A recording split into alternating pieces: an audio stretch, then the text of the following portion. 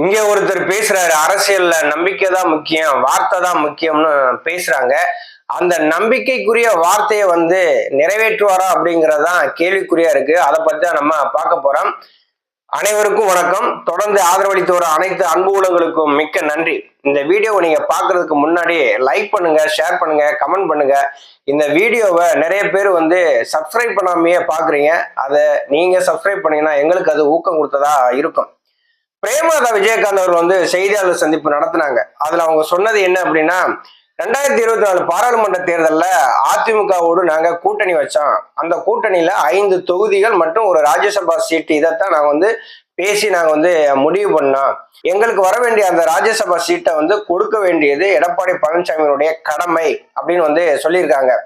அரசியல்ல நம்பிக்கை தான் முக்கியம், வார்த்தை தான் முக்கியம். அந்த நம்பிக்கையும் வார்த்தையும் நிறைவேற்றினாதான் நல்லது.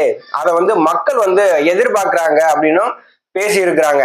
ஏன்னா இன்னைக்கு எடப்பாடி பழனிசாமி அந்த 2 சீட்டுக்கு 20 பேர் போட்டி போட்டுட்டு இருக்காங்க அதிமுகவுல. எங்க பலமான ஒரு போட்டி நடக்குது. இன்னைக்கு மாவட்ட செயலாளர் கூட்டமும் நடந்துகிட்டு இருக்கு. இதுவரையிலுமே அவங்களால எந்த முடிவுமே எடுக்க முடியல. மாநில வழக்கறிஞர் அணியினுடைய செயலாளர் இருக்கக்கூடிய இன்பதுரை அந்த சீட்டு எனக்கே வேணும்னு சொல்லி அடம்பிடிச்சிட்டு இருக்காரு. தென் மாவட்டங்கள்ல சதன் பிரபாகரனை கொடுக்கணும்னு சொல்லி எடப்பாடி பழனிசாமி பிளான் பண்ணி வச்சுட்டு இருக்காரு. இன்னொரு பக்கம் விந்தியா சரியான அளவுல ஒரு போட்டி போட்டுக்கிட்டு இருக்காங்க. யாருக்கு கொடுக்கறதுங்கிற இடியாப்ப சிக்கல்ல எடப்பாடி பழனிசாமி மாட்டிக்கிட்டாரு. ஆனா ஒரு சீட்டை கூட்டணி தர்மத்துக்காக கண்டிப்பா எடப்பாடி பழனிசாமி தேமுதிகவுக்கு கொடுத்து ஆகணும். 2024 பாராளுமன்ற தேர்தல் நடந்தது எல்லாருக்குமே நல்லா தெரியும். அதிமுகவோட கூட்டணி வைக்க யாருமே வரல. பல தடவை நான் வீடியோல பேசி இருக்கிறேன். மன்சூர் அலிகான் மட்டும்தான் கூட்டணிக்கு வந்தாரு.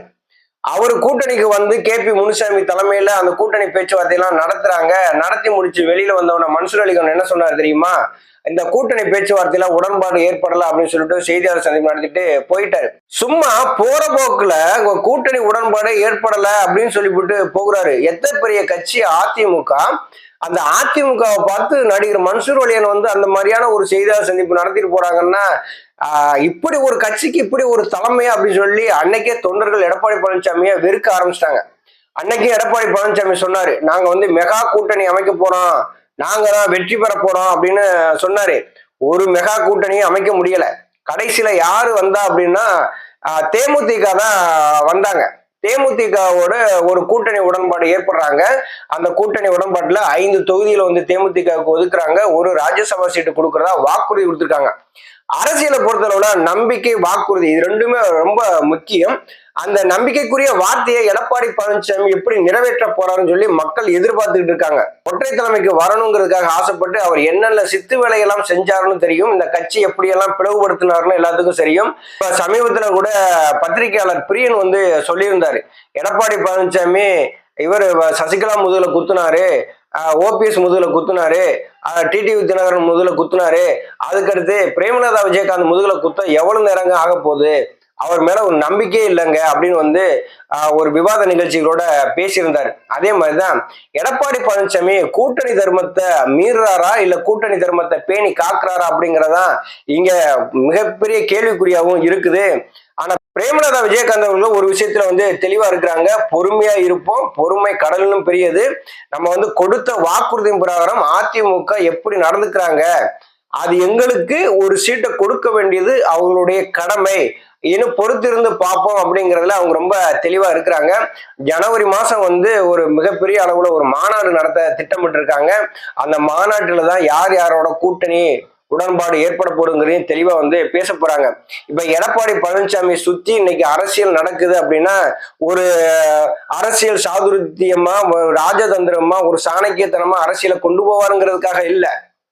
இன்னைக்கு இப்ப தேமுதிகவுக்கு கொடுத்த வாக்குறுதியை, அந்த வார்த்தையை எடப்பாடி பழனிசாமி நிறைவேற்றுவாராங்கிற அப்படிங்கிறது தான். இப்ப அந்த இடத்துல எடப்பாடி பழனிசாமி நிறைவேற்ற முடியுமா? முடியாத பட்சத்துலதான் அவரும் இருக்கிறார். ஏன்னா இருக்கக்கூடிய அந்த கட்சியில இருக்கக்கூடிய நிர்வாகிகளையே அவனால சமாளிக்க முடியல அப்படின்னா கூட்டணி தர்மத்தை எப்படி மதிக்க போறார் அப்படிங்கிறதா எல்லோருடைய பேச்சாவும் இருக்குது. எடப்பாடி பழனிசாமி மக்களுடைய நம்பிக்கையை பெறணும் அப்படின்னா கண்டிப்பா இந்த மாநிலங்களவை சீட்ல ஒண்ணு தேமுதிகவுக்கு கொடுத்தாகணும். ஏன்னா ஆபத்து நேரத்துல உங்களுக்கு உதவுனவங்க தேமுதிக தான். தேமுதிக மட்டும் 2024 பாராளுமன்ற தேர்தலில் எடப்பாடி பழனிசாமியோட கூட்டணி வைக்கல அப்படின்னா கண்டிப்பா அந்த அதிமுக 20% வாக்குன்னு சொல்றாங்க இல்லையா, அது மிஞ்சி போனா ஒரு 17% வாக்குல தான் வாங்கியிருக்கும்.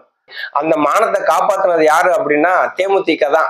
அதை உணர்ந்து செயல்படுவாரா அப்படிங்கிறது தான் பொறுத்திருந்து பார்க்கணும். தர்மத்தை மீறி அந்த கூட்டணி துரோகம் பண்றாரா அப்படிங்கிறத பொறுத்திருந்து தான் பார்க்கணும். நன்றி, வணக்கம்.